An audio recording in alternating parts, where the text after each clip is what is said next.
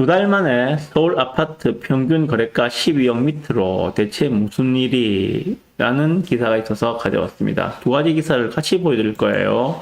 20억 찍었을 때 팔 걸 꼭 까놓히던 마포 집주인 한숨이라는 기사 두 개를 같이 말씀드리겠습니다.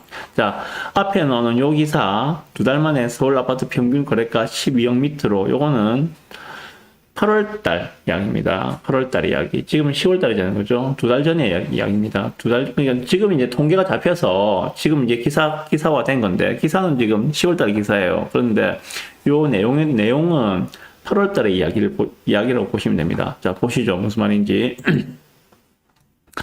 8월 서울에서 매매된 아파트의 평균 거래가가 11억 9천만 원, 2달 만에 12억 아래로 뚝 떨어졌다고 합니다. 무슨 말인가 하면은 서울은 지금 6월달, 7월달에 거래량이 급증을 하면서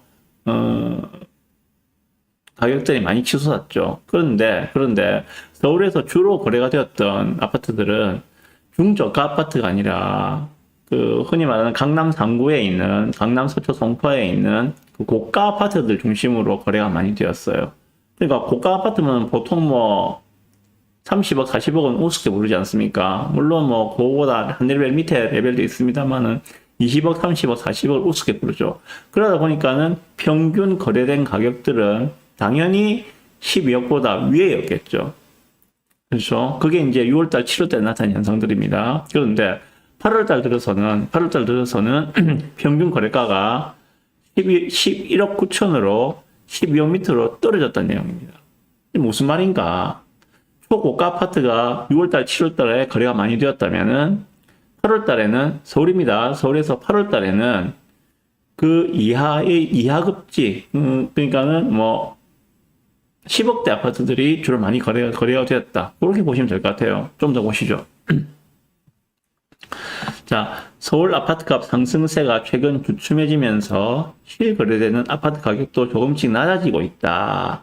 공급 부족에 따른 신축 선호 현상에 따라 서울 아파트 값이 급등하면서, 이게 6월달, 7월달에 나타난 현상이었습니다. 그런데 그렇게 급등을 하다 보니까, 아파트 값이 급등을 하다 보니까 고가 아파트들이 수요자들이 눈높이를 낮추고 있는 것으로 풀이된다. 그래서 나타나는 현상이라고 보시면 됩니다. 8월 한 달간 서울에서 매매된 그 아파트의 평균 거래 금액은 11억 9천만 원으로 집계되었다. 2달 연속 줄어든 금액이다. 라고 합니다. 그럼 6월달은 어땠는가? 지난 6월달에 서울에서의 그 거래된 아파트 평균 금액은 12억 4,600이라고 합니다.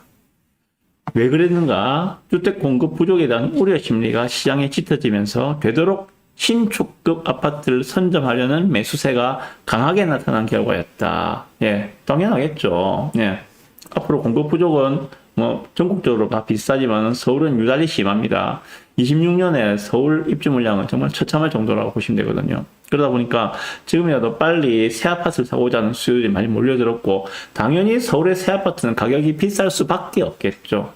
게다가 상급지라면은, 강남 서초 송파라면은 비쌀 수밖에 없겠죠. 그러다 보니까 거래되는 아파트의 평균 가격은 높았는데, 얘들이 많이 올라가다 보니까 이제 사람들이 이거 너무 비싼데 내가 도저히 감당이 안 되는데, 이러다 보니까는 이제 그 아래 급지로 눈을 돌렸다는 내용입니다. 그러다 보니까는 평균 거래가가 낮아졌다. 그 기사를 쓰고 있는 거예요. 자, 이게 이제 8월달에 나타난 현상입니다. 자, 정리가 되시죠? 6월달, 7월달에는 서울 상급지의 신축 고가 아파트 위주로 거래가 되었고, 8월달에는 얘들이 너무 급등을 하다 보니까 8월달에는 이제 그거보다 하나 낮은 중급지 아파트의 거래가 늘어났다. 이렇게 보시면 될 것 같아요. 자, 이러한 서울의 움직임들, 서울의 흐름들을 왜 잘 보시라고 말씀드리는가 하면은, 부산에서도 동일한 현상이 반복되어서 나타날 가능성이 매우 높기 때문입니다. 지금 부산에서 잘 나간다는 아파트들, 대부분 다 신축이죠, 그죠? 예, 얘들 중심으로 지금 반등들이 나오고 있습니다. 네. 그렇다면 얘들이 급등한 뒤에는 어떠한 양상을 보일 것인가? 서울과 매우 유사한 흐름이 나타날 가능성이 높기 때문에 드리는 말씀입니다. 항상 그렇죠. 신축이 먼저 오르고 이후에 준신축으로 퍼져나가는 것이 일반적인 모습들입니다. 네.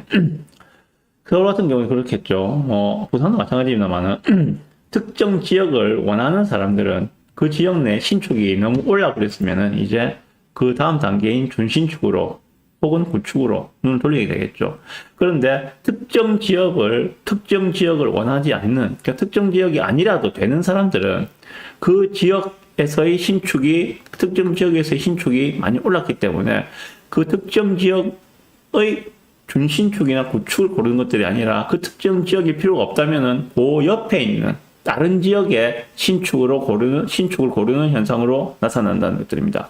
다시 말해서 특정 지역에서 상급지 신축이 먼저 급등을 해버리면은 그 다음엔 두 가지 양상이 나타날 수 있어요. 그 특정 지역에서의 중급지 상품을 하향 조절하는 형태, 혹은 급지를 그 옆에 있는 중급지로, 특정 지역 옆에 있는 그 중급지로 급지를 옮겨서 옮긴 급지에서의 신축을 매수하는 형태, 이렇게 상품을 조절한다든지 지역을 조절한다든지 두 가지 형태로 나타날 수 있다는 것입니다.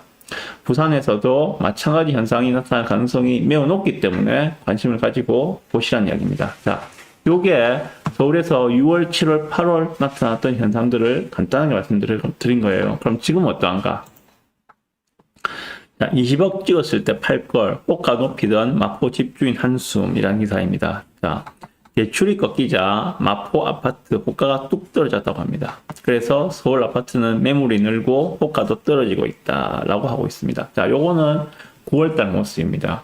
9월달 그리고 10월달에 나타나는 모습들을 보시면 됩니다. 자, 고공행진을 거듭하던 서울 부동산 시장이 빠르게 냉각되고 있다. 곳곳에서 매물이 쌓이는 가운데 매수자를 구하지 못한 집주인들도 하나 둘 호가를 낮추고 있다라고 하고 있습니다. 9월 다섯째 주 서울 아파트 값은 0.1% 상승했다고 합니다. 9월 둘째 주에는 0.23%였고 9월 셋째 주에는 0.16%, 9월 넷째 주에는 0.12%.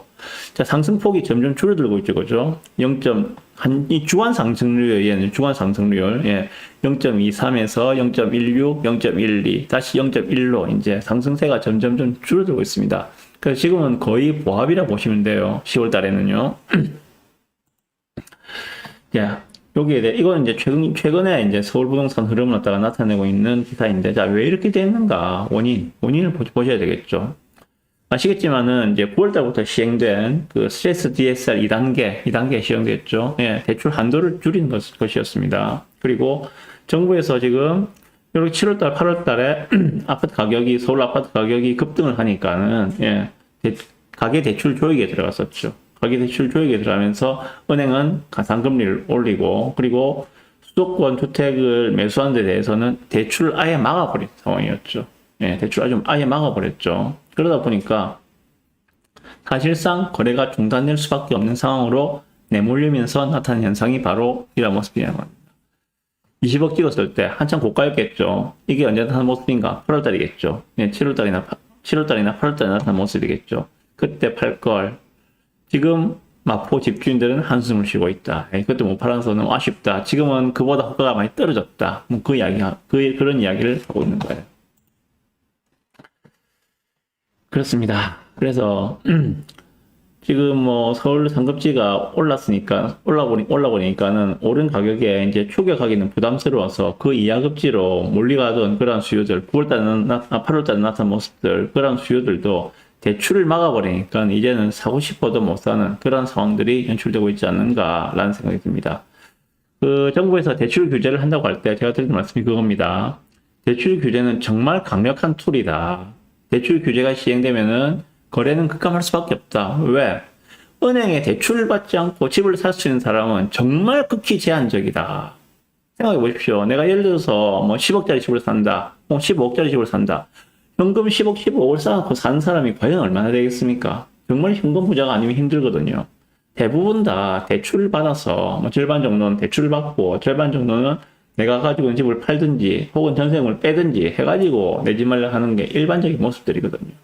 그런데 그 대출을 아예 막아버린 상황이니까, 지금은 당연히 수요가 줄어들게 되겠죠.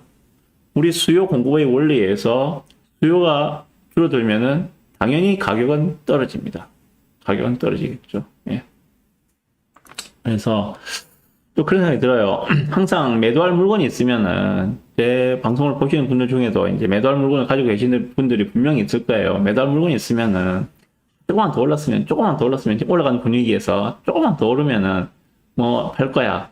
혹은, 내가 제일 꼭지에 팔아야지. 이런 욕심을 버려야 돼요. 그러다 보면은 타이밍 놓치고, 여기 보시는 것처럼, 마포 집주인처럼 한숨을 쉴 수밖에 없다라는 생각이 듭니다. 그런 거죠. 내 물건을 매수한 사람도 먹을 게 있어야 매수를 하지. 아니, 자기가 사는데 이후에 오를 거라 생각하니까 사는 거지. 오를 거라 생각하지 않고 내가 샀는데 떨어질 거야 라고 생각하고 사는 사람은 아무도 없겠죠. 그리고 요즘은 정보가 정말 많이 오픈되어 있기 때문에, 예. 정말 꼭지에서 아무 생각 없이 사는 그런 사람은 없거든요. 없어요. 그래서 어느 정도 소위 말하는 어깨에서 팔아라 라고 이야기하지 않습니까? 적당히 어깨에서 팔고 나오는 게 매도할 물건이 있다면은 어깨 정도에서 팔고 나오는 게 맞지 않겠는가. 그러면서 계약 썼을 때 그렇게 말씀하시면 돼요. 이거 앞으로 더 오를 거 내가 아는데 지금 사정이 있어갖고 파는 겁니다. 잘 사시는 거예요. 이렇게 말씀해 주시는 게 여유 있게 팔고 나오시는 방법이 아닐까라고 생각이 듭니다. 자, 그러면은 지금 이렇게 대출 규제로부터 시작된 거래 급감으로 침체된 시장, 많이 침체되어 있죠. 그러다 보니까는 뭡니까? 데드캣 바운스라는 둥, 앞으로 집값이 이제 내년 되면은 반토막 날 것이라는 둥, 또 이런 이야기들이 좀 들리는 것 같은데, 대출 규제, 대출을 막아서 거래가 침체되고 가격이 떨어지고 있는 이러한 양상들은 오래 가지 못합니다. 말씀드렸지만은 은행 같은 경우에는 올해는 이제 자기들 대출 목표를 다 채웠기 때문에 아쉬울 게 없어요. 은행은 대출을 해야지 자기 먹고 살 거 아닙니까? 예금을 한 사람들한테는 이자를 줘야 되겠죠. 그러면은 그걸 갖다가 이자를 주기 위해서는 그보다 높은 금리로 대출을 해서 이자를 받아가지고 자기들도 먹고 살고 그리고 예금한 사람들한테 이자도 지급하고 이렇게 해야 될 거 아닙니까? 그게 은행에 피할 수 없는 생리인데 언제까지 대출을 안 하고 살 수는 없겠죠.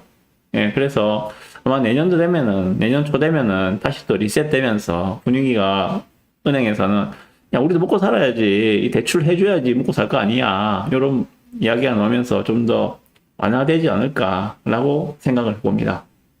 그래, 오래 못 갈 겁니다. 반대로 말하면은, 지금 매수를 준비하시는 분들은 바로 이런 타이밍에 그 정부에서 대출 규제를 하면서 거래가 침체되고, 그로 인해서 가격 하락이 나오는 이러한 상황들을 잘 활용하시기를 바랍니다. 네.